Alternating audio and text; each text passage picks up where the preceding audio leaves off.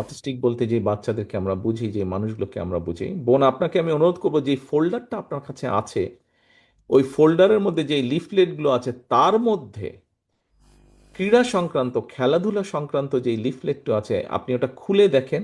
ওখানে কিন্তু আমরা এই যে স্পেশালি এবিলিটি যে বাচ্চাগুলো, আমরা কিন্তু তাদেরকে বাদ রাখিনি, তাদের ছবিটা আমরা ওখানে ইনক্লুড করেছি। আমরা তাদেরকে ভুলে যাইনি, তাদের ছবিটা আমরা ইনক্লুড করেছি। আপনি যদি দেখেন, এখানে দেখবেন আছে। কাজেই সমাজের সেই মানুষগুলোকে, সেই বাচ্চাগুলোকে আমরা ভুলে যাইনি। এবং আমার ধারণা খুব সম্ভব আমিনুল যখন ক্রীড়া নিয়ে আপনাদেরকে বলেছে যে আমাদের কি চিন্তা ভাবনা, একটা জাতিকে শুধু তো লেখাপড়া করালে হবে না, জাতিকে একই সাথে খেলাধুলা করাতে হবে। এবং সেখানে আমরা এই বাচ্চাগুলোর কথা রেখেছি।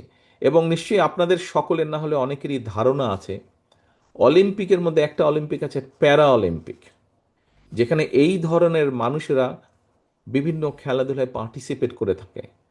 আমরা মেইন যে অলিম্পিক, সেটাতে আমরা আনফর্চুনেটলি আমাদের খেলোয়াড়রা খুব ভালো করতে পারছে না, কিন্তু প্যারা অলিম্পিকে কিন্তু আমরা ভালো করি। আপনারা কি এটা জানেন?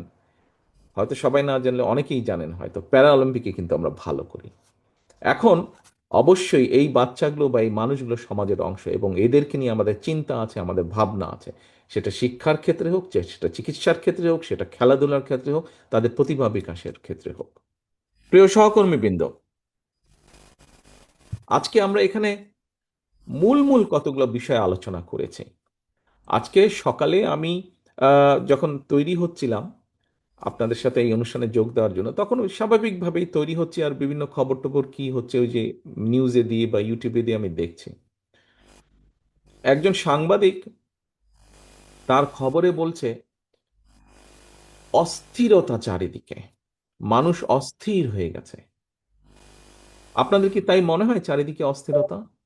আমি তো অনেক দূরে আছি, আপনারা তো দেশের মধ্যে আছে, চারিদিকে শুধু অস্থিরতা অস্থিরতা, এটা বলছে, ও চিৎকার করছে, ওইদিকে মব ক্রিয়েট করার চেষ্টা করে, কেউ ফায়দা লুটার চেষ্টা করছে। আপনাদের কি মনে হয় একটি অস্থিরতা চারিদিকে, মানুষের মনের মধ্যে অস্থিরতা? আচ্ছা, যদি তাহলে এটা শুধু নিউজের মধ্যে, তাই তো?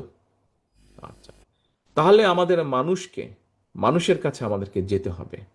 আপনারা রাজনীতিবিদ, রাজনীতিবিদ হিসাবে আপনারা মানুষের সাথে কথা বলেন, মানুষকে বোঝেন, মানুষের জানেন, মানুষের সমস্যার কথা বলেন।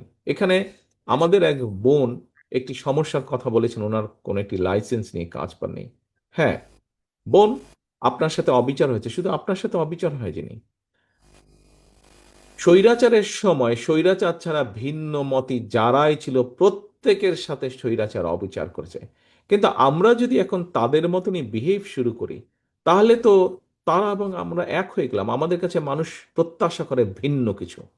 মানুষ প্রত্যাশা করে আমরা সেভাবেই দেশ পরিচালনার সুযোগ ইনশাল্লাহ আমরা পেলে আমরা সেভাবেই দেশ পরিচালনা করব, যা মানুষের কাছে কাম্য, যা এই দেশের আইন বলে, আমরা সেভাবে দেশ পরিচালনা করব। এখন প্রিয় সহকর্মীবৃন্দ, বসে থাকলে আমাদের চলবে না।